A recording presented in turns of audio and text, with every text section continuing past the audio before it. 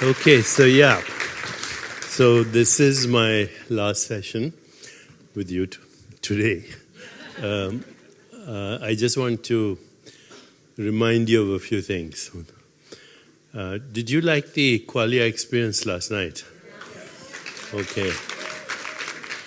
So very soon we'll have a dome here on our facility, and maybe other places too, hopefully, if this is successful.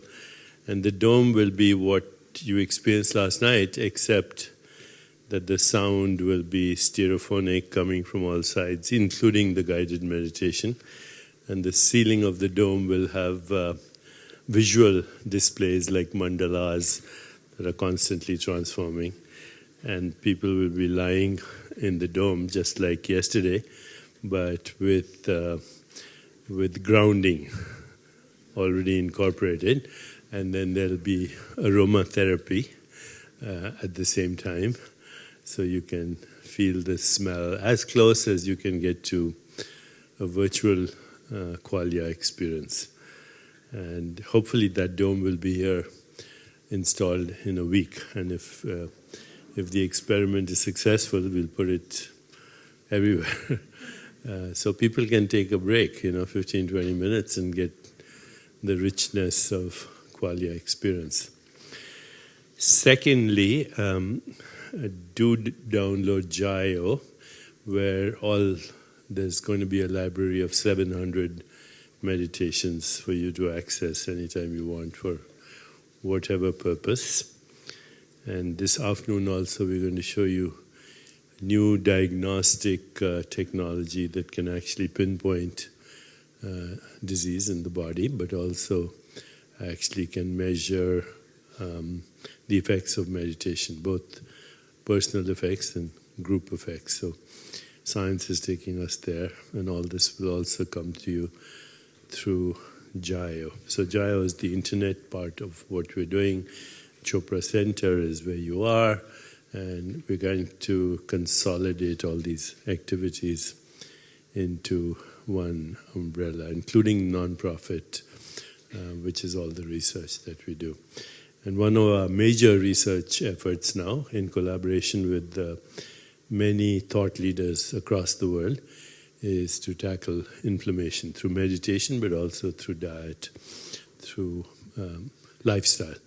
And if you can tackle that one thing, inflammation, then that affects more than 95% of chronic illness, but it also affects what we call social violence. Ultimately, social violence, terrorism, eco-destruction, just violence in general is because of inflammation in the human body-mind. Other animals, unless we feed them the same stuff we eat, which is mostly poison, they don't get inflamed. But that's happening now to animals as well. So this needs to be a major movement, and that's the primary focus of the foundation. Also, you enjoyed Eddie Stern's videos, and are going to be on the internet, on Chopra site, on Jayo, other yoga teachers as well. Eddie's created an app for breathing, and he's done a full course here at the center on pranayam, which is a very important aspect of yoga.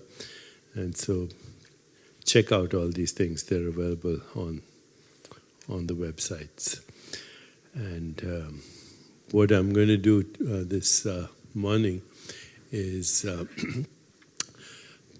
get the slides on the neuroscience and enlightenment, okay? So this morning I'm going to talk about, we have to give the lecture a title, so it's called The Neuroscience of Enlightenment. And before I even speak about that, obviously I should talk a little bit about neuroscience, and also a little bit about what the word enlightenment means in the wisdom traditions of the world. So if you've slowly followed everything I've said this last 2 days, then the brain is not the source of consciousness or awareness. The brain is a symbolic representation of experience which is in consciousness. Just like everything else is, these flowers, my body, stars, galaxies, planets, gluons, bosons, particles, force fields, space-time geometry. All these are human constructs for modes of knowing and experience in consciousness. We give them names. So anything that you can name, anything that you can name, anything that you can describe, anything that is conceivable or perceivable is a human construct for modes of knowing and experience in consciousness. And by now this should be totally obvious, okay? So consciousness knows itself by differentiating into knower, knowing, and known, into seer, seeing, and scenery, into observer, observed, and that which is observed. So consciousness interacts with its own self and creates this experience of 3 out of 1. Okay, the 3 are you as the observer, you as the mode of observation, which is a human mode in this case, not a monkey mode or a snake mode or a dolphin mode. So it's a human mode of knowing. And there are innumerable modes of knowing, innumerable knowers, innumerable things known, all within one awareness. And whatever word we want to give that one awareness is fine. God, Brahman, Ein Sof, that which is cosmic or God consciousness, Brahman consciousness, pure awareness, pure consciousness. These are just different words to describe the source of all existence. The source of all existence. And the source of all existence is not material, it's immaterial. It is of the nature of awareness. And it is the nature of awareness to know itself in these different modes of awareness. And what are these modes? These are basically first sensing. So you know by sensing, even amoeba know by sensing. And then that kind of becomes more sophisticated. So sensing becomes a kind of a feeling, pleasure, pain, in us, the elaboration of emotions. But even in other sentient beings, there's a movement toward that which is life-affirming and a movement away from that which is not life-affirming. So we call that pleasure, pain, okay? That's a word. But that is the next kind of modification of knowing. So knowing starts with sensing, and then feeling, and then it becomes perception. Perception is also a modification of awareness, just like feeling is, like sensing is. How do we know? Through sound. Sound is a form of knowing. How else do we know? Well, through that which we call touch or texture, taste, smell, seeing, color, form, shape. So these are not properties of the external world. These are modifications of awareness knowing itself. Okay? So when we say me here, the world out there, that's a misperception. There is infinite consciousness, pure consciousness, the source, and it's modifying itself into experience as these different modes of knowing. So sensing, feeling, emotions, perceptions, and then there's an interpretation, which is human, which we call thought. Okay, thought is also the symbolic representation of consciousness. Do other species have thought? In their own way, not in English with an Indian accent, but they do think, they have intention, they move from one place to another. They seek food, they avoid poison, they migrate, and that's true of all sentient beings, including trees. Okay, so it doesn't matter what the name is, because those are human constructs, right? We give names to trees and flowers, but these are just experience. This is also an experience. Thought is also an experience. The only thing that is not an experience is the witnessing awareness in which all that is happening. And ultimately there is no witnessing awareness either, because it falls away and there is just, everything is awareness. So if I was to summarize everything I've said, you and the entire universe are awareness, period. Now appearing as all this, appearing as this, appearing as that, and the appearing and the disappearing is also eternally now. It's not a static thing. Okay? It's just coming, going. We give it continuity through memory and through constructs. But every time you look in the universe, you create it as an experience. And that's all you have, experience. And the interpretation of experience. So what we call matter, stuff, it's actually an interpretation of experience in non-stuff. Okay? Hardness is not a quality of an object. Sound is not a quality of an object. Okay? Smell, taste, color, form is not qualities of the physical world, because in the deeper reality, the physical world is an interpretation of these modes of knowing within consciousness. Color is not a property of the physical world. In fact, even the physical world is not anything other than interpretation of experience, modes of knowing. So given that, what is the brain? The brain is a symbolic representation of mind.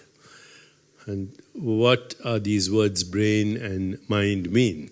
Well, the word brain is itself a human construct for an experience. That little 3-pound thing, which is the texture of jelly that looks like a walnut, and that we think creates the experience of the world, but it doesn't.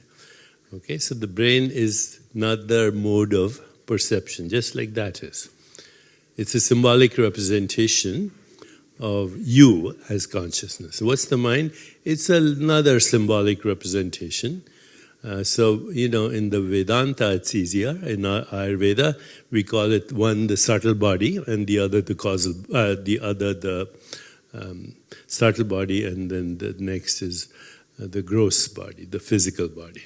Okay, the gross anatomical body or brain, part of the gross anatomical experience, the world. And then there's a subtle experience, which we call mind. Okay, mind is just thoughts and images and dreams and desires, which are subtle modifications of consciousness, right? And what is the body? It's the more gross anatomical experience of the same consciousness. They're correlates. They are correlates. One doesn't cause the other.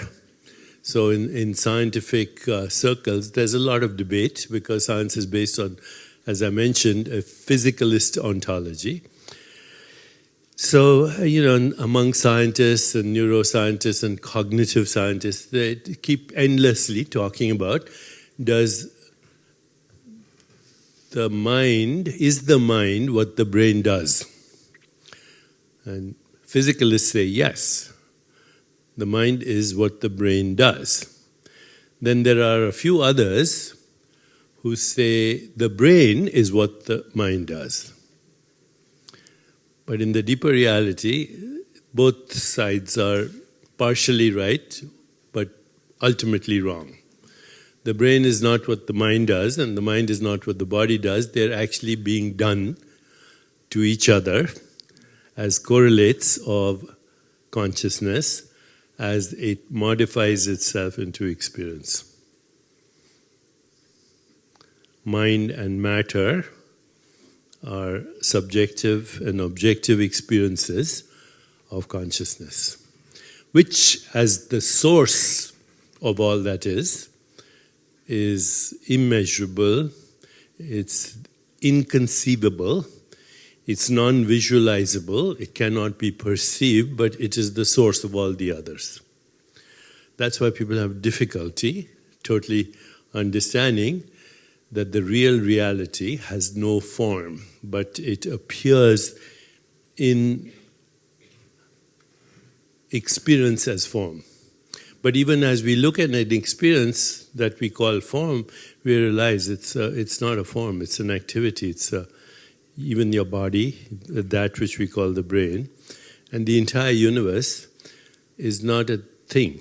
It's not made of objects that are contained in space and time.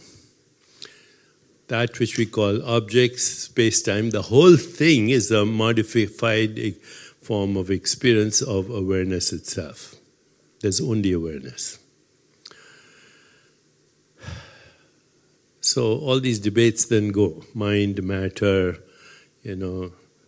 mental, objective. If you get this idea, then these debates are inconsequential. They're inconsequential because mind and matter are complementarities, just like wave and particle are complementarities. Biological organism and universe are complementarities.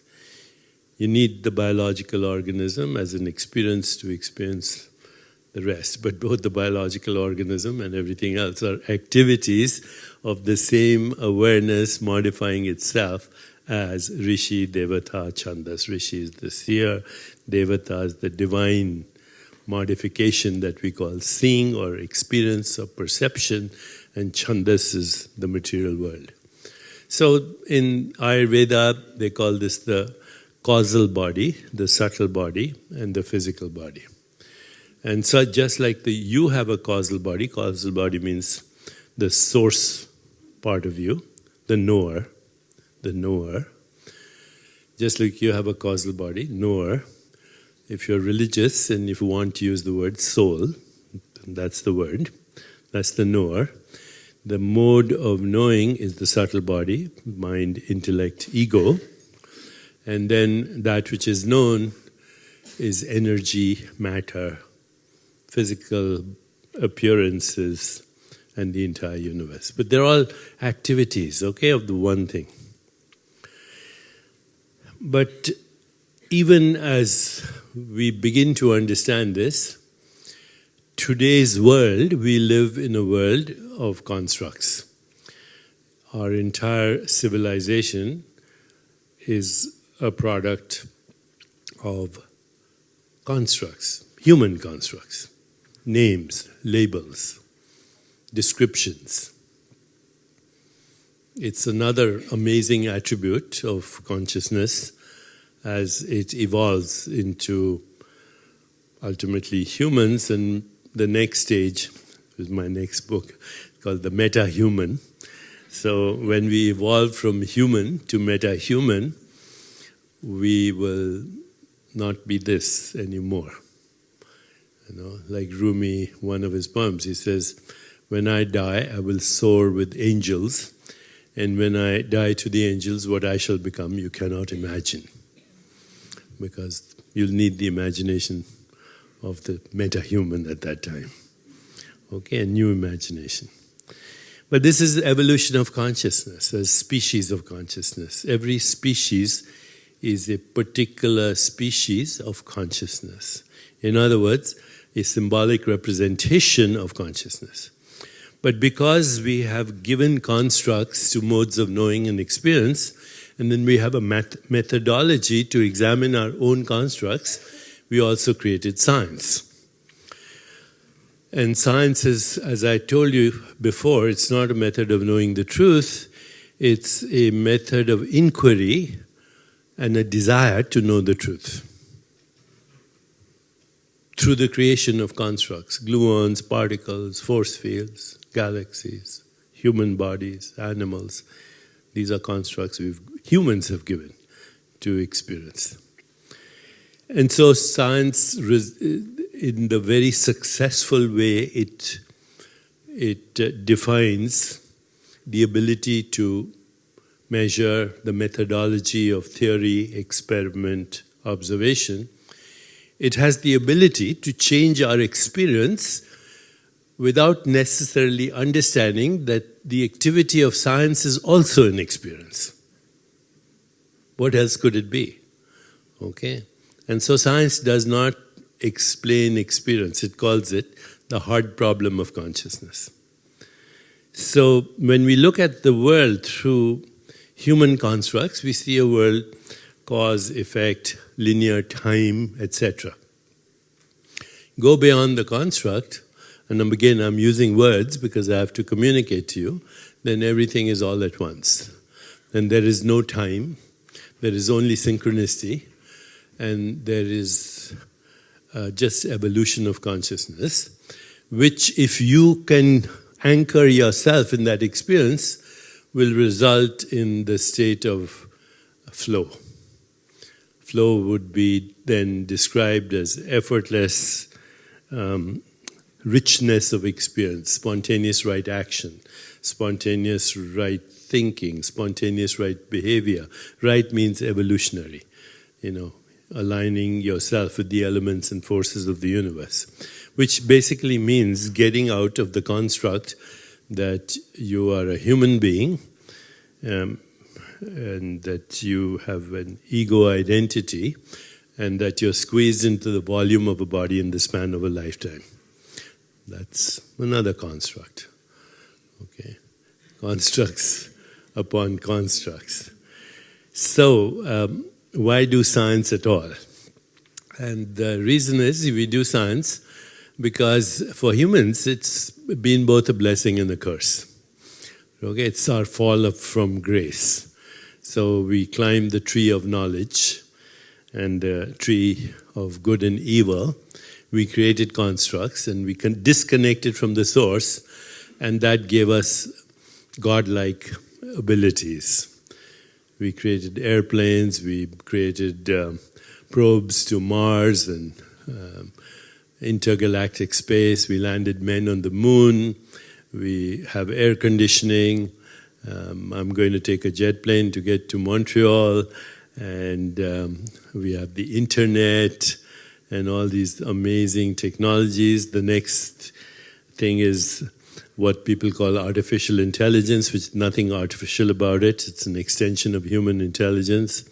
It's augmented intelligence, if I may say so, and ultimately it's humanized intelligence, really, because that's all we have. And these are all products. So those are amazing abilities. But that's the divine aspect of this methodology that we call science. The diabolical aspect is we created atom bombs. We created climate change. We destroyed the ecosystem. We are causing the extinction of species. And now with our ability to create technologies of mechanized death, even through cyber hacking, which is happening right now, we have the technology to destroy the world many, many times over, and we don't even need to use what are called mechanized weapons or all of that. It can all be done through the internet. Somebody is smart enough to know the algorithms. They can cause a nuclear plant to leak, interfere with air traffic signals, on and on. So you don't need to have the best weapons in the world. Already, humans have developed technologies that could destroy the world 15, 20 times over. I think destroying it once would do it, because there would be nothing left after that. But that's the kind of strength we have. And now even that may become irrelevant. You may be sitting in some little cave anywhere in the world or in a rainforest, and you have access to the internet. You can move your little mouse and create havoc. I saw a documentary a while ago of people who drop bombs in remote locations through what are we calling these things? Drones. So they're sitting in some place in the Midwest, and they're working with a mouse, and they press this little icons, and then a few thousand people die, and then they go outside, have a cigarette, a break, a coffee, and they come and do the same thing. And at evening they go home and they play with their children, because there's no emotional, spiritual connect with life. So, science without spirituality will destroy us. But if you bring them together, we could actually repair everything that is happening. What we need is collective will, collective action, collective intention, dreaming, collective imagination, what is called shared vision, emotional and spiritual bonding, transparency, open systems.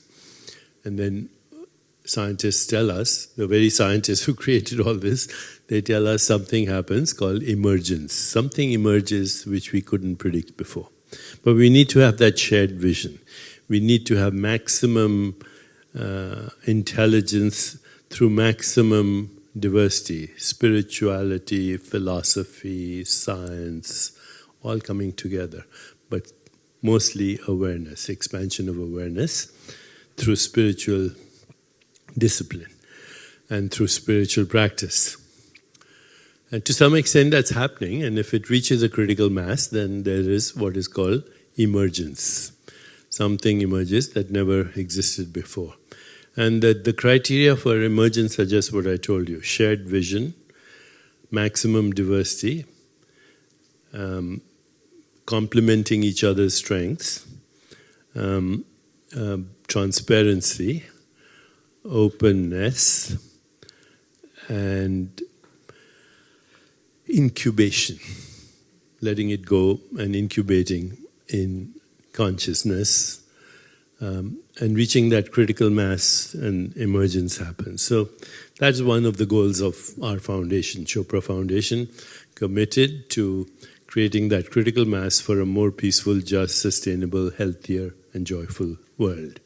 And that includes non-exclusivity, it needs sharing, it needs openness, transparency, and bringing everything together for that shared vision. It's not me or you, it's not competition anymore, otherwise we're screwed. Okay, so now what I'm going to share with you is a series of slides called the Neuroscience of Enlightenment. Can we create a map in that which we call the human brain, okay, which is another symbolic expression of consciousness, but we need symbols, right? I'm going to Montreal, there's going to be a map on the airplane, right? He's going to punch in all the, what we call them, the correlates or whatever, coordinates, and off we go. So maps are coordinates of experience. So can we create a map for that which wisdom traditions have called enlightenment? And so what is enlightenment? In one word, it's a very good word, on light, to be one with the light. But the light is not photons. The light is the light of awareness, which gives color and shape and form and brightness to all that is. It's the light of awareness. To be one with the light of awareness is to be one with the source of all existence. There is existence, that which we call existence, whatever that is. It looks like this, and it looks like this, and it looks like this. So there's existence and there is awareness of existence. Two things go together. If there's no awareness of existence, then you wouldn't know that there is existence. So awareness is the knowing element of existence as this, that, this, everything. So, we used one sutra so far, Tattvamasi. And before the course finishes, I think Roger is going to summarize the sutras, the sacred words that in a way remind us of the nature of existence and the awareness of existence. Tattvamasi, I am that, all this is that alone is. Aham Brahmasmi, I am the universe.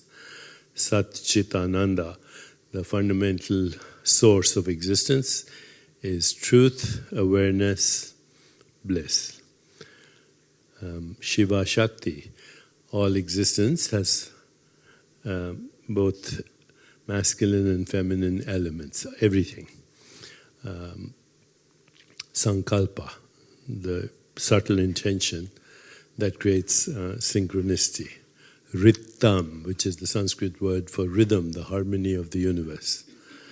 And so these sacred words, or sutras as we call them, are just ways to navigate from local to non-local, from perceivable to back to the source, which is unperceivable. Okay, but this is a journey. And the journey can be sometimes, for some people, very sudden. Suddenly, they see the light and they know it. And for others, it can be a process.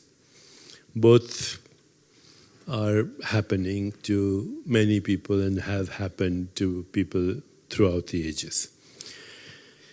So let's look at how we can put those two things together. Neuroscience, knowing how the brain works, and also how that correlates with the process that we are calling enlightenment, knowing reality.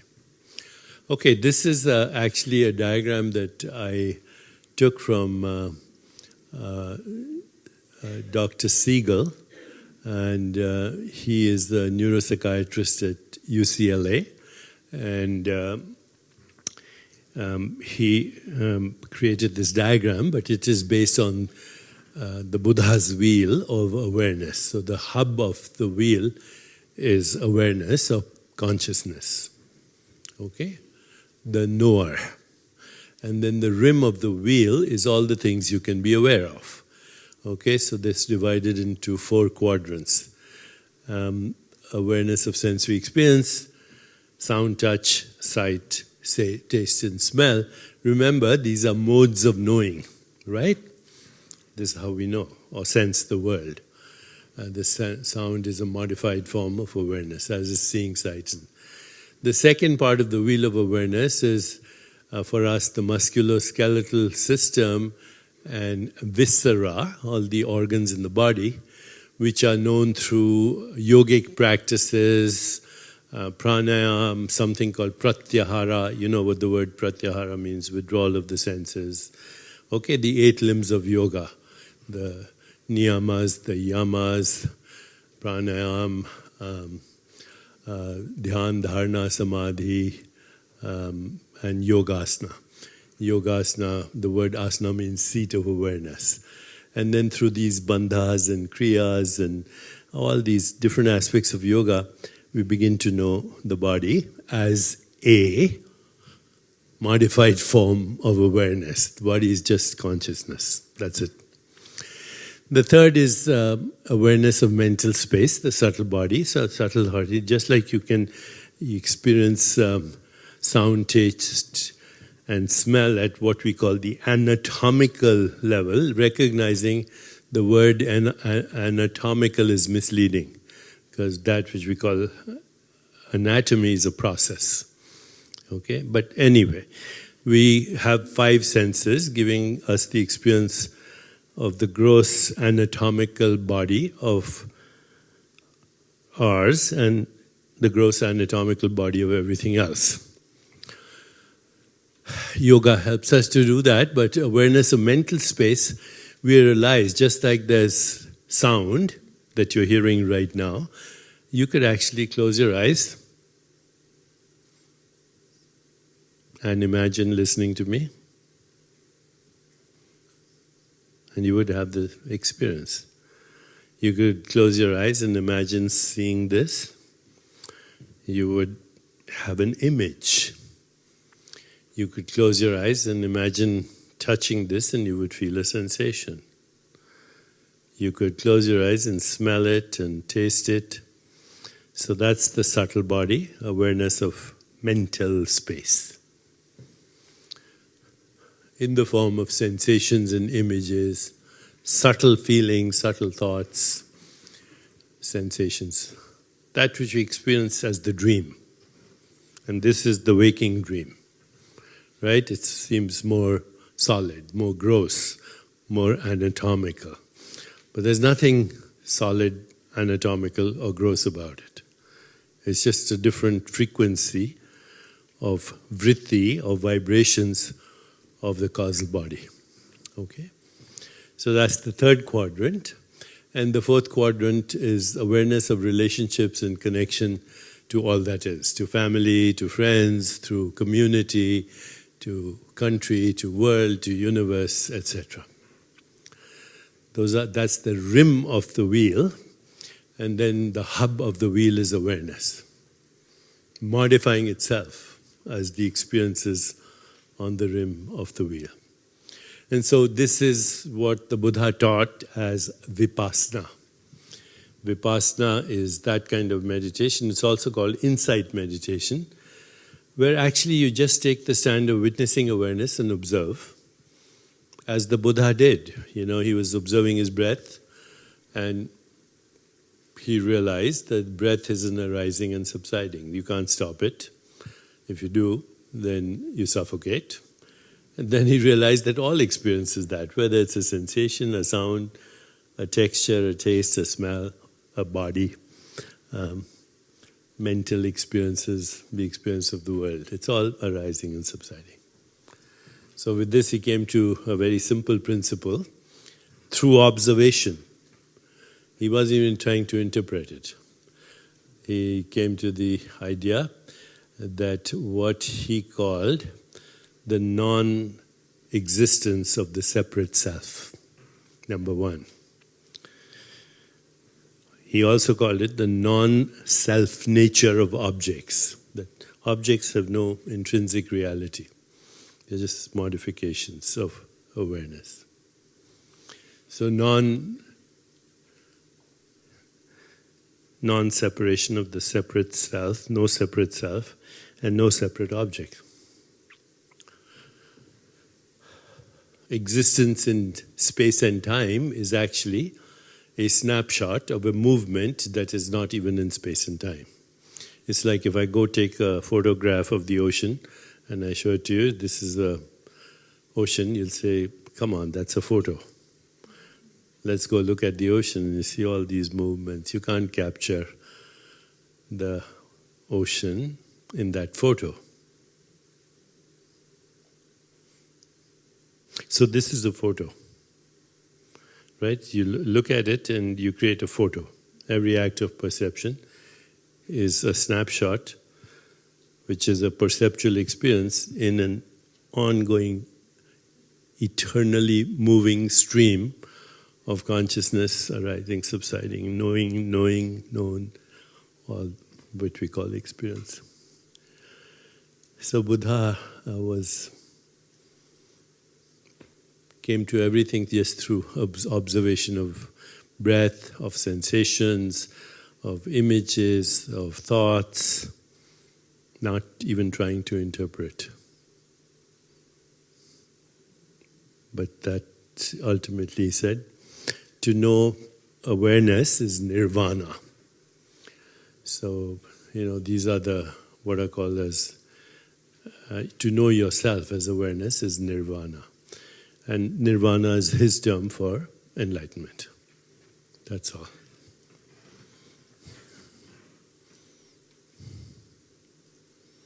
There are 3 principles. They're called the 3 Dharma seals. Number one,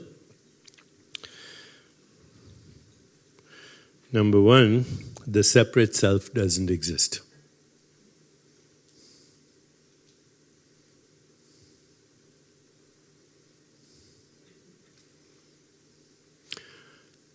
Number 2, every experience is in the field of impermanence.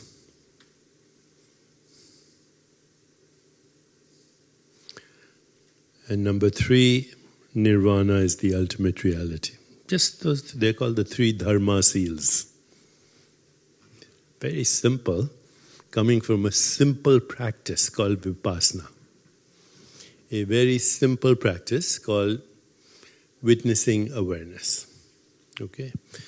So that's the first technology for enlightenment.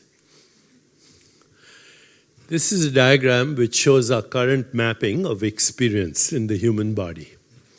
It's borrowed thanks to a neuroscientist friend of mine, Blake Gerfine, with whom Sheila, I, and others have done some research articles. So it basically shows at the top mind-body therapies, everything from yoga therapy to marma therapy to qualia medicine to energetics, all that. This afternoon you'll see some of the technologies. So mind-body therapies, which are in consciousness, that then act through the brain. You heard about the vagus nerve, which has bidirectional traffic. It goes from your midbrain, it's the 10th cranial nerve. It influences everything. Your facial expressions, are you happy, unhappy? The tone of your voice, friendly or unfriendly? Your body language, your gestures, your movements, your heart rate variability, your bioregulation of the internal organs. And there's traffic both ways, going up and down. And of course, heart being the oscillator for the biofield of the body. And then, the vagus nerve ultimately influences even your gut microbiome. And then there's another axis from the brain through the endocrine system, hormones that influence these glands, adrenal gland and kidney. But everything ultimately gets to the microbiome, which is 2 million genes that are not human, bacterial genes. You have only 23,000 bacterial genes. And then there's a feedback that affects the immune system. And then, that feeds back. And if there are too many inflammatory products, which you call cytokines, then they cause damage back to the brain. And of course, these chemicals of the gut microbiome, such as dopamine, oxytocin, and opiates, and serotonin, they also influence mood, behavior, and brain activity. It's all one thing. These divisions are names we've given to modes of knowing. Okay, so can we look at the brain as a map? Okay, and I don't expect everybody to try and remember this. Unless you're a neuroscientist, then you don't even need to look at it because you already know it. So these are the different regions of the brain.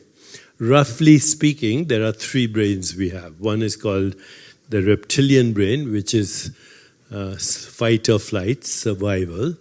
The emotional brain, which is called the limbic brain, and it connects emotions to our nervous system and the hormones.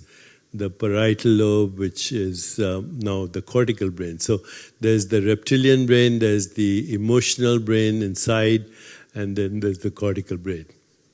And then there are other aspects to the brain. The brain stem is same as the reptilian brain, cerebellum for balance.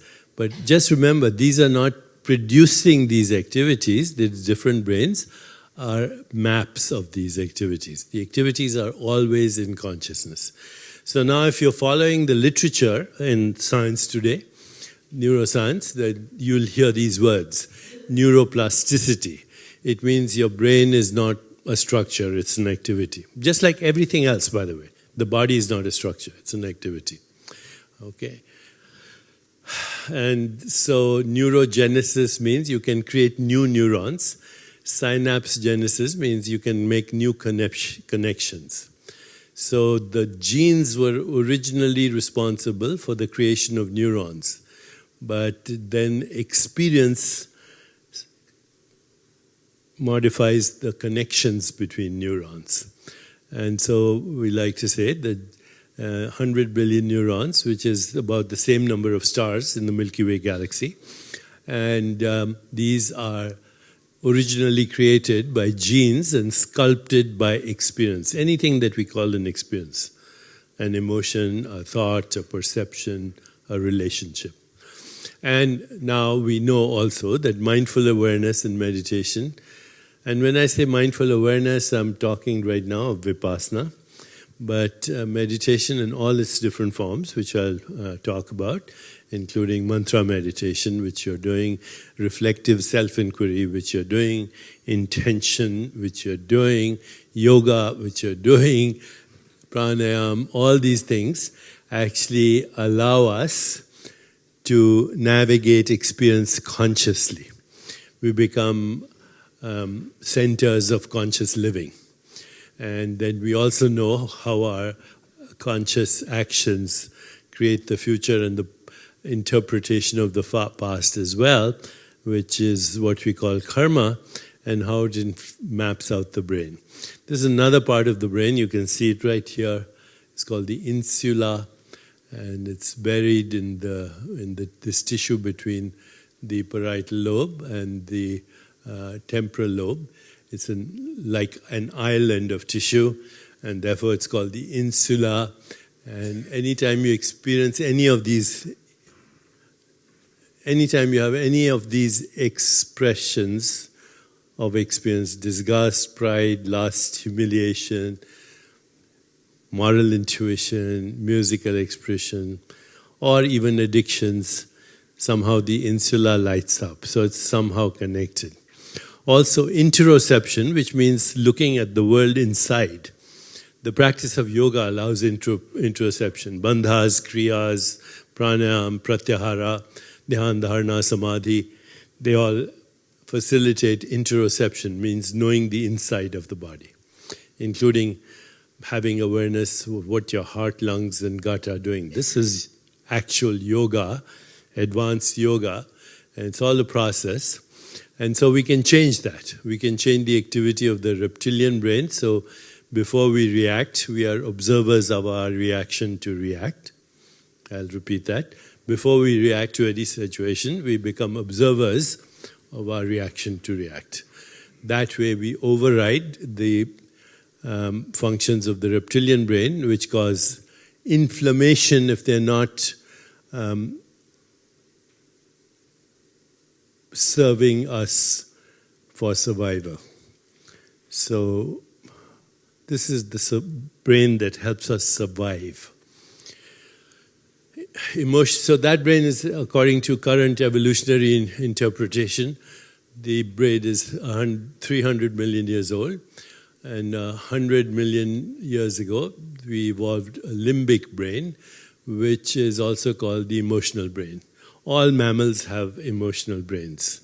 Okay, so unlike reptiles, which lay eggs, mammals give birth to babies. Mammals also breastfeed. In fact, the word mama is the origin of the word mammal. So the word breast, which is, of course, mama is associated with mother, with Mata, with Matrika, the mother of the alphabet, but actually the same word is the origin of the word matrix and matter and meter and music. All has to do with the nurturing energy that we associate with the divine feminine. Okay, so this is all mammals, not just humans. They touch, they use facial expressions to communicate, their tone of voice, their eyes, and body language and play. Play is a function of all mammals. In fact, all mammals also sing. All mammals, dolphins, whales, rabbits. Okay? And so this is where, through which, it's not the seat of emotions, it's where emotions are mapped out in our limbic brain. And emotions have biological functions and they enhance survival. Every emotion. Okay, and there are these neural correlates of emotion in different parts of the limbic brain. This is also, hippocampus means looks like a horse. So a lot of activities happening when you are experiencing emotions, including emotions that disconnect you, anxiety, stress, fear, and these all emotions speed up the development and modulate the activity, both the cortical brain, which is only, I'll tell you in a moment, 4 million years old, limbic brain, which is 100 million years old. So actually, cortical brain is, as I said, only 4 million years old. It grew with the explosive, it grew explosively since the birth of language, which is the symbolic representation of experience. Oral language is thought to be 15,000 years, written only 5,000.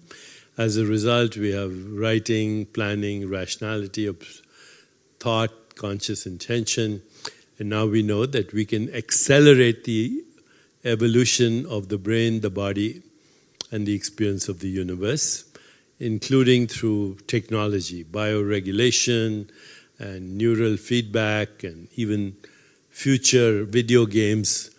So don't think of technology as something that you should be afraid of. It's our own creation as well. And these are the three brains. Just want to point out that everything that's wrong today in society is because of what is called limbic dysfunction, which is emotional inflammation, resulting in broken marriages, hurtful relationships, child neglect, domestic and social violence, insecurity, greed, overconsumption, war, terrorism, emotional disorders are all leading to this global inflammation. Anxiety, hostility, guilt, depression, shame, fear. These are things that we can actually now change through our practices.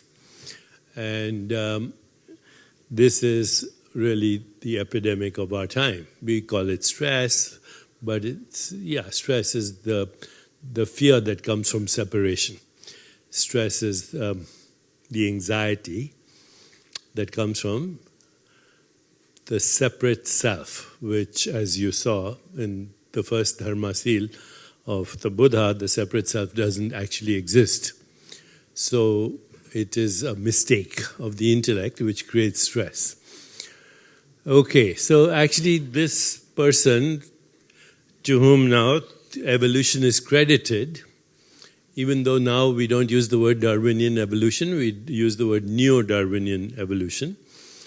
But even Neo-Darwinian evolution, in my opinion, is going to be very obsolete because evolution ultimately is the evolution of consciousness, which results in the evolution of species. But that's a different talk, so we won't talk about it today. But, nevertheless, Charles Darwin actually made some very interesting observations that anger and surprise and hostility actually all have biological functions in terms of survival. And only when they go out of control do they actually create dysfunction. So he said fear is the startled response which prepares an animal for flight. Anger readies an animal for combat. Disgust is the nauseous revulsion, warning mammals of the invisible likelihood of contamination from rotting foods. Jealousy alerts the animal for the loss of reproductive chances, etc., etc. And he said, these emotions, contempt, pride, guilt, shame, this is not Charles Darwin, but another great scientist, MD, psychiatrist Thomas Lewis, who says that guilt, shame, pride, humiliation are found in social mammals like primates because they have a hierarchy, social order, caste system in a way, the rich and the poor and, the rulers and the leaders and the followers. So he says these are the consequences of that kind of construct. But now we are moving beyond that into areas that wisdom traditions have talked about: love, compassion, empathy, which connect us as interbeings. Another Buddhist phrase that Thich Nhat Hanh is very fond of. He says, we are interbeings that inter-arise in the inter-isness. And that's all there is, the inter-beingness of existence. And these are classic Buddhist emotions that are classified in the tradition of Buddhism as divine emotions: love, compassion, empathy, compassion, and joy. Okay, those are the divine emotions. Why? Because they remove separation. Okay, then of course today we are seeking, even going beyond that, spiritual exaltation, peak experiences, the state of flow. The state of flow has certain characteristics: richness of sensory experience, present moment awareness, spontaneity, joy, no resistance, no anticipation, no burden of memory. It's what we express in our intention every day with meditation, called lightness of being. Okay? And also as humans, we seek the thrill of scientific discovery, as long as we don't forget that science is another system of thought. And as a system of thought, it is superior to other systems of thought only for purposes of creating technology. It is not superior to theology or religion or philosophy as systems of thought. And we should also remember that systems of thought can never give us enlightenment. We have to go to the source of thought. So yoga is not a system of thought. Yoga is a practice. Okay? And then as we move into this higher state, this also now, it turns out, enhances survival, because these higher states of consciousness, or we might say emotions, they enhance our survival and bring about homeostasis, which is self-regulation in our biology. Okay, and then as we are evolving, we have another highway to kind of branch off to, and that is what I'm beginning to call, thinking about my next book, the Metahuman, which will start with intuition, creativity, vision, a sense of the sacred, what Jonas Salk called the survival of the wisest. So wisdom becomes the criterion for fitness. Very short history of the universe as described by humans, a construct. This is how old it is. That's how old the earth is.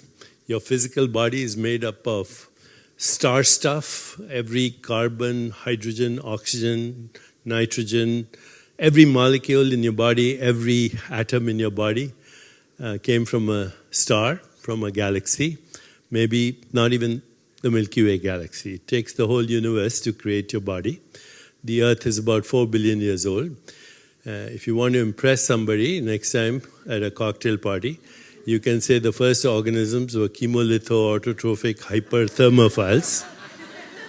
It's a nice word, and the faster you say it, the more impressed people will be. Chemolitho-autotrophic hyperthermophiles.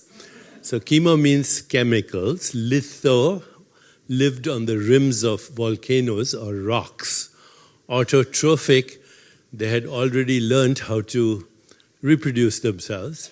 Hyperthermophiles, because they loved the hot temperature of the volcano. These are our ancestors, according to current science. Okay? And these single-celled organisms release large amounts of oxygen into the Earth's atmosphere. And for 2 billion years, that's all there were, these single-celled organisms. And we are all, as organisms, as species of consciousness, we all go back to a single common ancestor. It's amazing that there's not even not even one break in the chain of being since the moment of creation. Now, Werner Heisenberg was one of the few people who said that everything that we call a reality has a previous cause. Okay, so all events now have previous events that explain now. And now the events now will explain future events. But he said, and this was brilliant of Werner Heisenberg, he says, there's a first cause that doesn't have a cause. Okay. There has to be. Because if you pursue the chain of cause and effect, you would end up pursuing it for eternity. So there's a first cause which is causeless. We call it the causal body also. But there's a first cause that is causeless. And even today's, the Big Bang theorists, they get to a point which is called the Planck Epoch. The Planck Epoch is 10 to the power of minus 43 seconds after the Big Bang. So there's something called Big Bang, where the universe suddenly came into creation. We can't say what the cause was. Scientists theorize a Big Bang, but then there's a period called Planck Epoch, 10 to the power of minus 43 seconds, where there are no things that we can call the laws of nature. There's no space-time to speak of, there's no particles, there's nothing. So it's sub-empirical. We cannot pierce that. Through modes of human knowing, we cannot pierce that. So when you say Big Bang, then we postulate hypothetical, metaphysical causes in science. Instead of calling it God or causeless cause, quantum fluctuation in Hilbert space. So you say, what is Hilbert space? Oh, it's a multi-dimensional infinite space prior to space and time, even though they call it space. Where is it? Shut up and calculate. Okay? So that's the way it is. This is our current map, okay? And this is our current map of cosmic evolution scientifically. Now, very important to realize the role of our emotions in this whole, because emotions are a part of our experience of existence in terms of relationship with each other. So our moods, which are our emotions, our brain networks, our hormone levels, our heart rate function, immune function, cycles of night and day, that's why, what we call circadian rhythms, seasonal rhythms, gravitational rhythms, lunar rhythms, all of which you can, by the way, sync with when you ground yourself with the earth. Blood pressure, sleep-wake cycles, dream, digestive processes, and so many functions that I can't even go over them. They're all inseparable. What I call me and what I call the other is actually woven into my identity. And as living organisms, our emotions, of course, are a result of what is happening in what we call our mental life, but also what we call our external environment, which we experience as these modes of knowing called the tanmatras, or the five senses, both subtle and gross. And then this is a word that has now crept up into our literature. It's called metacognition. I like it because I'll use it for metahuman. So metacognition starts with observing yourself having a sensory experience and also observing yourself making a choice.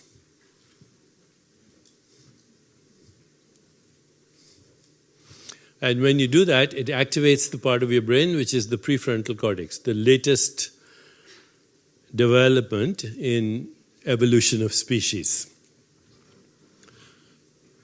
But what is that? It's very simple. This is called self-awareness. Krishnamurti said, the highest intelligence is the ability to observe yourself without judging yourself. So when you become a witness of all that is, including this, because this is part of all this, it's the intertwined activity of everything else, then that actually is vipassana. It's the same thing. Okay.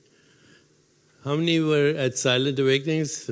You were there, a couple of other people. So that's what we did the whole week, right? Get deep into vipassana. And that is metacognition. So we can accelerate the process that we call enlightenment through first overriding the activity of the midbrain. You need your midbrain only for survivals. Your house is burning, you need to run out. Okay? If there's a predator, a tiger that wants to eat you up, which we don't have that situation these days, then the only way to survive was either kill the tiger or run fast enough. But now that same thing is causing inflammation in our body.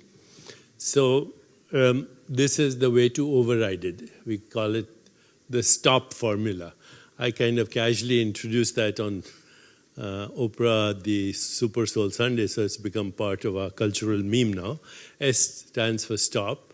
T, take 3 deep breaths and smile. O, observe yourself. And P, proceed with awareness and compassion. So you override your reaction to react. That's the first thing. To stop the reactive reptilian brain from getting you into inflammation. Now, that's the first step. The second step is to activate the emotional brain in the direction of, away from the direction of separation and toward the direction of unity. And these are the divine qualities that the Buddha talks about: gratitude, loving kindness, compassion, joy, equanimity. These are all the different, and every other emotion that makes us feel good or brings us happiness is basically a variation of these emotions. Fourth, non-judgmental awareness of the external and internal world. External is the 4 quadrants of the first quadrant in the wheel of awareness. And then internal world is, of course, these are, by the way, artificial distinctions. There's no internal, there's no external. One is subtle, one is gross, anatomical, but they're correlates of the same consciousness. But nevertheless, these practices, including interoception, which is pratyahara, bandhas, kriyas, yoga, nidra, all this allows us to go into what Dr. Siegel has called interoception. Okay, but these techniques have existed long, for eons of years. Transcendence. Transcendence means going beyond subject-object split, or what we call peak experiences or flow experiences. Transcendence is when the seer and the scenery become one. In fact, we say, seer, seeing, and scenery become one. It's actually dhyan, dharana, samadhi, okay, which is part of the teaching of yoga. In our mantra practice, when you're having the primordial sound experience, there are two things happening. Again, as constructs, one we call the outward stroke of meditation. What's the outward stroke of meditation? Thoughts, emotions, images. People who learn meditation, they complain about it. But actually, you're complaining because you suddenly realize that you have thoughts, emotions, and images. Most people don't even realize that. They're like biological robots being triggered into situations, circumstances, events, and relationships without even knowing that, without being aware of that. So when you start to meditate, you become aware of the outward stroke of meditation. What is this outward stroke of meditation? It's actually karma. It's all the interpretations of past experiences and then future tendencies, what we call sanskaras and vasanas. But these are part of a living experience of a human being. If you're not having that experience, then you're either fast asleep or in a coma or dead. So as long as we have what we call life as a biological organism, this is the bubbling up of the causal body as the subtle body, okay, which ultimately influences everything that we call physical reality. So every time you meditate with the mantra, you're going to experience the upward stroke of meditation. The downward stroke of meditation is the mantra practice. The mantra it's a very interesting word, mantra. Mantra means instrument of the mind. And so the word man, mind, human, woman, man, they're all, because we think of ourselves anyway as mental wise beings. So we have that mantra, which is an instrument of the mind, because a mantra is like a thought, right? It just doesn't have any images associated with it, doesn't have any karma associated, no memory. So mantra is also a mental activity, but it's the inward stroke of meditation. Just like a wave, it arises and it subsides. As a wave arises from the ocean, it's water. In its manifestation as a wave, it's water. After subsiding, it's water. Just like that, you are awareness before the outward stroke, your awareness in the inward stroke, and your awareness before the next outward stroke. So mantra and thought are complementarities, one taking you inward, the other taking you outward. And then once in a while there's experience where there is no mantra and there is no thought. So again, we call that the gap, we call that awareness, we call that the space, which, by the way, you can get into any time when you also take self-awareness, when you just turn your attention from the experience into who or what is having the experience. When you become aware of being aware. Okay, so all that is transcendence. And then metacognition is the culmination of all this, which means you are now taking a stand as witnessing awareness, in which the whole universe, including your own body-mind, is an arising and a subsiding, is an appearing and a disappearing. Okay? Now, based on this, the teachers of Vedanta, which is, again, I have to caution, Vedanta is a system of thought. It just is a very interesting system of thought which creates a map for the knowing that we come from yoga. Yoga is not a system of thought. Yoga is getting to the source. In fact, that's the first sutra of yoga, Patanjali, Yog Chit Vritti Nirodh. It is slowly dialing down the excitations of consciousness, the qualia, the modified forms of consciousness, till you get to the source. The source of thought is also the source of emotions, the source of images, the source of perceptions, the source of everything that we experience as reality, including the constructs we give it, the constructs. This is mind, this is body, this is universe. They're also thoughts, right? So thought is not, it's a modified form of awareness which is entangled with the other modified forms of awareness, which we call emotions and desires and tendencies and imagination and perception. Okay. So the great teachers of Vedanta and the yogis who took that to a deeper level, the teachers of Vedanta were called rishis, knowers, seers, sages, because they made a difference between perception and knowing, between perception and seeing. Perception is a snapshot, but seeing is the wholeness of experience. So they gave us a map, and the map is that most people live an entire lifetime in these three states of consciousness: waking, dreaming, deep sleep.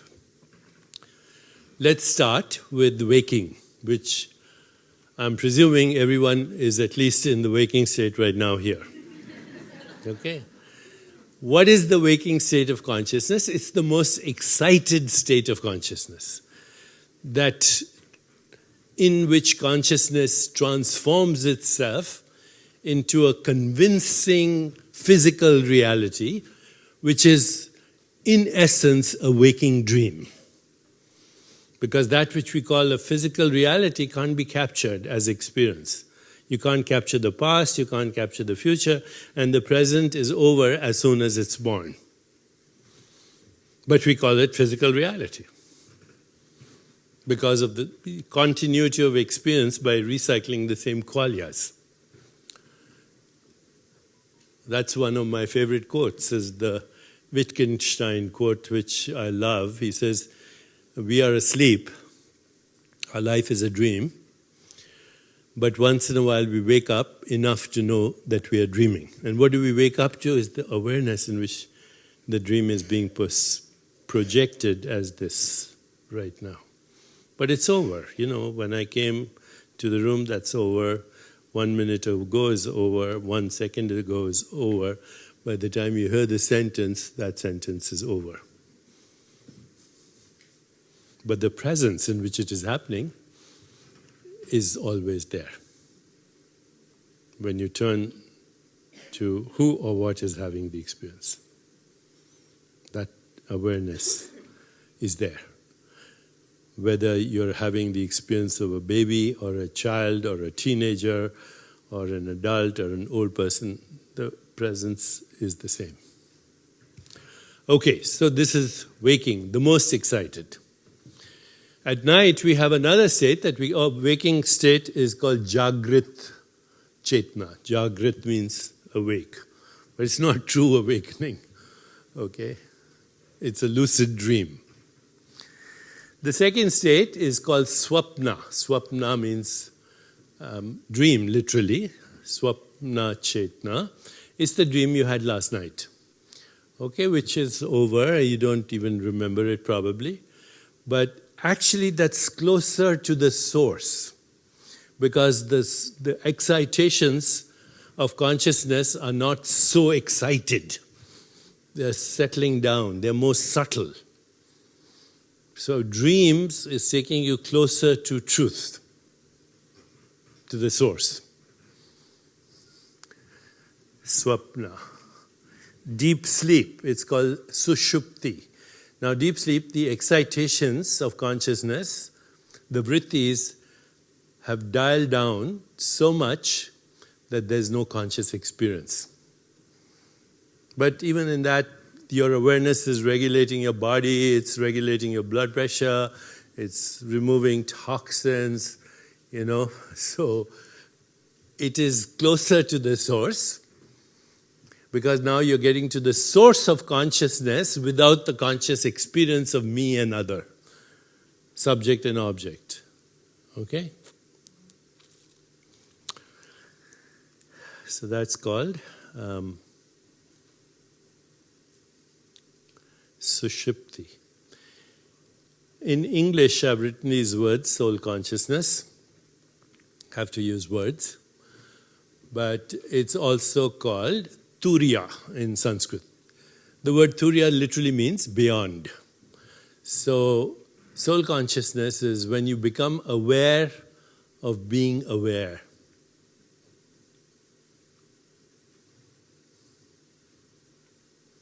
So it's closer to truth, right? There's no excitation. There's no manifestation as conscious experience. One of the problems, by the way, in consciousness, the people who are talking about consciousness, including academics, one of the problems is they frequently talk about conscious experience as consciousness. So anesthesia doesn't eliminate consciousness. You're still alive. Your body is still being regulated, only you're not having conscious experiences. Okay, so consciousness is not conscious experience. Consciousness is the source of experience. Okay, the capacity for experience, the potential for experience, and that potential is immeasurable. It's the potential of all that was, all that is, all that will be. Cosmic. So that's called soul consciousness. It's called Turiya. Now, of course, the great teachers invented another word called cosmic consciousness. The Sanskrit word for that is Turiya Tatta. Turiya Tatta. So it's beyond Turiya, beyond the fourth state. And in English, I'm calling it cosmic consciousness. Turiya Tatta means that the awareness of awareness remains in waking, dreaming, and sleeping. So your body is in what we call the waking state, but you are aware of being aware. Metacognition. But it's also awareness of awareness in dreams. So you know that you are dreaming. It is also fully awake in deep sleep. So you are aware of being aware while the body is not an experience anymore. There's no experience of body-mind, but you are still aware of being aware. So when there is awareness of awareness in waking, dreaming, sleep, you're getting closer to the source of awareness, which we call pure awareness. And because awareness is the source of creativity, and it's the source of intuition and insight and imagination and ultimately perception, you're getting close to the source of all existence. And those expressions begin to manifest in your life. Meaningful coincidence, synchronicity, the state of grace, being at the right place at the right time, etc., etc. A couple of days ago, I pulled out some old books from somebody I used to read as a young student called Lyle Watson. And it's an amazing book. It's called, you might want to read it. There are two books, Supernature, and the other is called Beyond Supernature. So Lyle Watson was originally from South Africa, lived in Britain and then Ireland. And you know, one of the most common incidences that he talks about amongst people who live on coastlines is somebody lost a wedding ring or some beautiful bracelet, and you know, they were swimming or something, and then 10 years later they were on a holiday in Hawaii, and a fisherman caught a fish and they happened to buy it in the marketplace, and the ring was in the stomach of that fish. And he describes like hundreds of things like this. What is the meaning of this kind of synchronicity, right? And there are many others he describes, but basically when you get to the source, Turiya Tatta, then these what are called extraordinarily supernatural events start to happen in your life. But they're not supernatural, they're a manifestation of the inseparability of all existence and the meaning of relationship and deep understanding of interbeingness. So that's called Turiya Tatta. Beyond that is the sixth state of consciousness. The Sanskrit word for that is Bhagavad Chetna, the awareness of the divine. So how would we describe that? Is an experience. We would say there's awareness of awareness in waking, dreaming, and sleeping, and also the knowingness of everything else, other people, as the same awareness, other objects as the same awareness. Divine consciousness, because God is not difficult to find, or the divine is not difficult to find. The divine is impossible to avoid. Wherever you go, the same being behind the curtain. God consciousness, divine consciousness. Ramakrishna, many others have talked about this. There are also many, it's part of the teaching of understanding of also the realm of the miraculous, because the divine is communing with the divine to give you the experience of the extraordinary, to give you the experience of the supernatural, but it's all natural. It's just a state of awareness. So that's called Bhagavad Chetna, or God consciousness, or divine consciousness. And finally, the last stage is called unity consciousness, or Brahmi consciousness, or Brahman consciousness, which is you realize at the level of knowing and experience that there is only one consciousness, and the entire universe is that one consciousness. Aham Brahmasmi, I am the universe. But I not as a skin-encapsulated ego squeezed into the volume of a body in the span of a lifetime. I as the primordial, ontological primitive of the universe. Spaceless, timeless being. And the experience of that. And that would be called, in our current mapping, that would be called, wait, I'll go back. In our current mapping, that would be called unity consciousness, okay? Brahman consciousness, Brahman Chetna, Brahmi Chetna. Okay, this is the map. And we are now beginning to actually do research on this. Because now that we have a map, we can do research. And we are looking at the milestones of non-dual awareness in these areas. So people who have a shift in identity of personal self in the direction of cosmic self. Shift in cognitive mechanisms. What does that mean? A shift in the way they understand reality. Shift in emotional well-being, which means a shift in the direction of away from separation to unity. Shift. Shift in the use of memory. So, the Vedic expression is, I use memories, but I do not allow memories to use me. That's from the Shiva Sutras. Okay? So, memory is useful when you have to find your way home, at night, especially.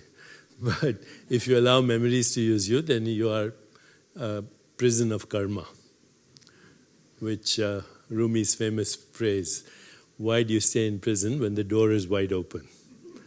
Okay. What are the doors? They are non-perceptual limitations of beliefs. And then synchronicity, creativity, organizing power of intention, or what we call spontaneous fulfillment of desire.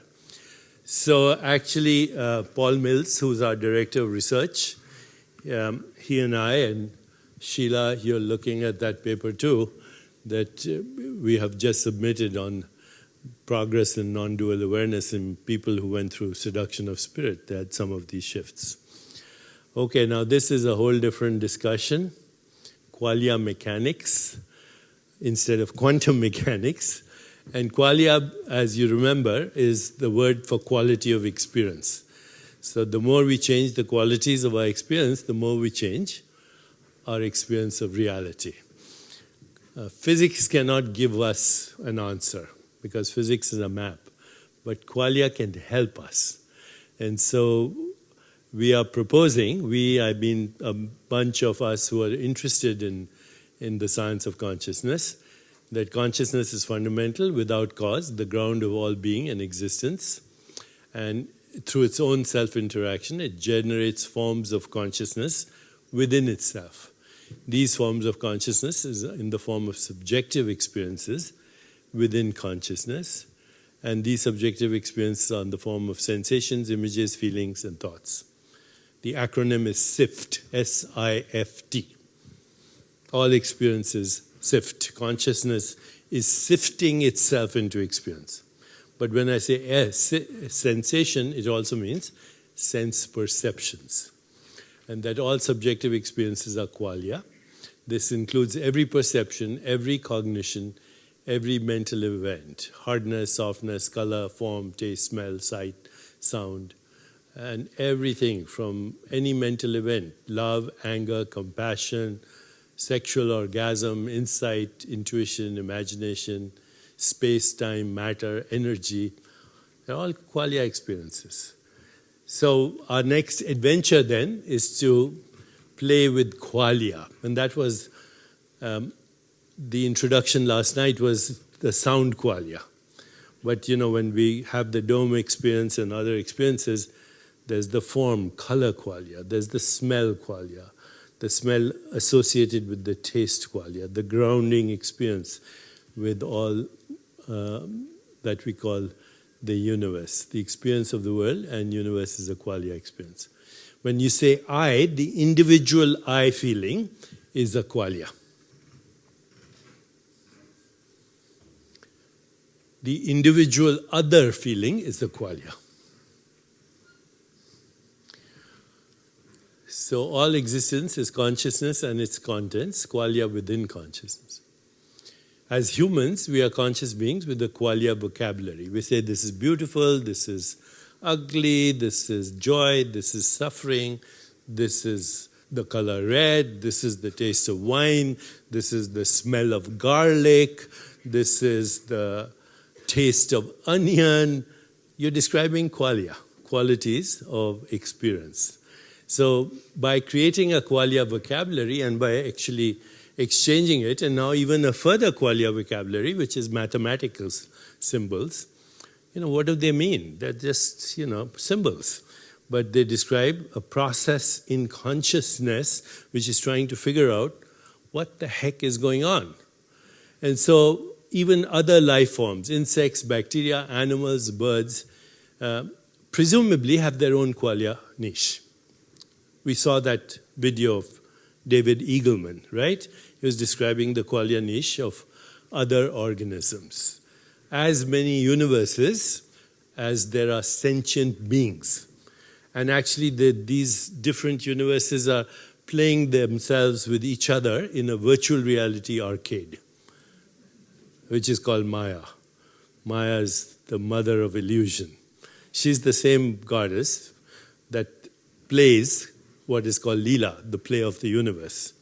So Maya, mother, meter, matrix, matter, time, measurement are how we collectively play the experience of the universe along with other sentient beings. If we destroy them, then what happens is that the ecosystem is disturbed as a qualia ecosystem.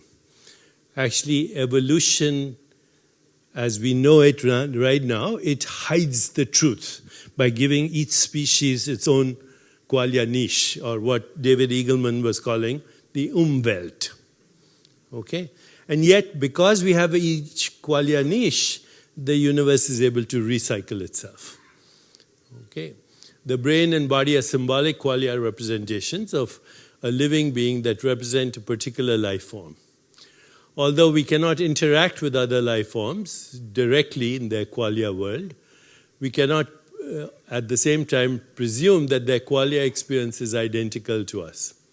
It's very unlikely that the caw of a crow sounds the same to a crow as it sounds to us. Or the bark of a dog sounds the same to a dog as it sounds to us. And yet we can interact, right? How many people have pets? Dogs, kittens. So you have a relationship, even though your subjective experience or perceptual experience of the world is different. So what is leaking out between you and that dog or that cat that you own? It's an experience we call love, okay, which creates leaky margins, okay?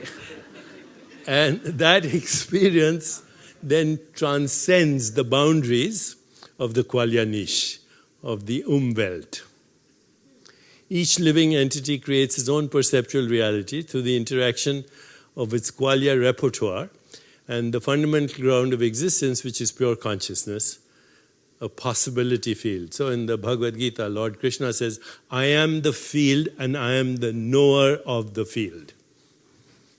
What is the field? Consciousness. Kshetra is the word for field, and kshetragya is the knower of the field. There are as many perceptual realities, physical brains and bodies and worlds, as there are living entities.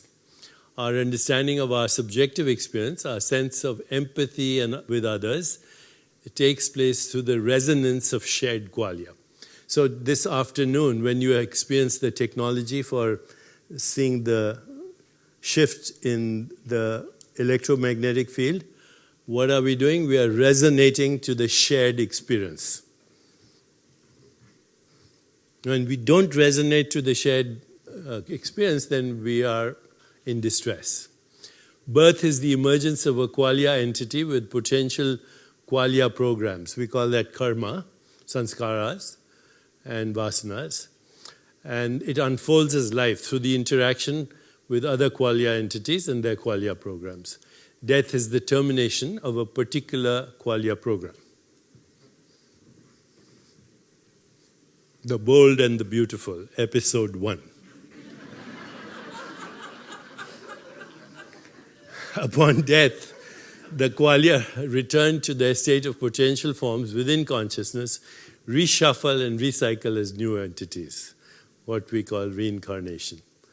The consciousness field, again, don't imagine a big long field, but that is just formless, and its matrix of qualia are non-local, immortal. Locality is a qualia experience in the non-local consciousness field. Quantum mechanics is the measurement, quantum mechanics, the measurement of qualia mechanics. It's the map, not the territory. We need a new science today, and this is what the next adventure is as metahumans. So qualia physics, qualia medicine, Ayurveda is already a qualia medicine. Qualia healing, qualia chemistry. We say, I was with this person, the chemistry was really good, right? We got along so much, etc. What is the chemistry? It's the qualities of awareness, okay? Ultimately, even qualia mathematics. Don Hoffman, who's a cognitive scientist at the University of Irvine in California, with whom I'm doing a long dialogue on stage at the Science and Non-Duality Consciousness meetings. He's creating qualia math, and that math describes even what we call biological evolution as consciousness of species. So ancient wisdom traditions, many indigenous cultures, recognize that useful subjective knowledge or qualia science is based on establishing developmental reference points of consciousness through spiritual practices. Qualia medicine shows itself as Ayurveda, spontaneous healings, remissions, various forms of traditional healing practices, and we can even see a rough legacy of qualia mathematics in Vedic mathematics, which is called Jyotish, or Vedic astrology, where planetary calculations are rendered into probabilities and timing of human experience. Qualia biology would lead to a new understanding of life at its and its origins. Life has always existed as pure consciousness. Being non-local, it has no beginning in time. The origin of life forms is the differentiation of pure consciousness into forms of life and qualia conglomerates. Evolution of species is natural selection through self-organizing dynamic networks of qualia system. So you don't have to get rid of natural selection. Natural selection means that which is favorable to adaptation will survive and propagate. Evolution is purpose-driven through experiment and creativity and feedback loops that consciousness undertakes through its own qualia dynamics. What we call genes, epigenes, neural networks, these are symbolic signatures of the dynamic self-organizing qualia networks. Okay, they're very useful, but they only give us a deeper understanding that they are symbols of consciousness. And understanding that, we see these as footprints of an evolving consciousness. Evolution is a never-ending process and an inherent property of a conscious universe. Since we all have self-awareness and the ability to be aware of and not driven automatically by our tendencies or karma, then we as humans will be the starting point for the next leap in the creative evolution of consciousness. And so our next phase of evolution depends through cooperation, which means interdependent co-arising and interdependent co-subsiding as the emerging, organizing, dynamic network of consciousness. Social networks, therefore, are part of that evolution, whether Twitter or Instagram or any social network. Go there and you'll see the human condition, divine and diabolical. Okay? So those are symbolic representations of qualia networks. But we, as evolutionary self-aware beings, want to use that to create the critical mass. Quantum mechanics, classical science are useful for new technologies. But understanding qualia, or qualities of experience, could lead us in the direction of wholeness, healing, and enlightenment. This is what we need to understand in order to map out the enlightened brain and a new universe. So my qualia experience is I'm 14 minutes over time, and I need to make my flight. Thank you very much.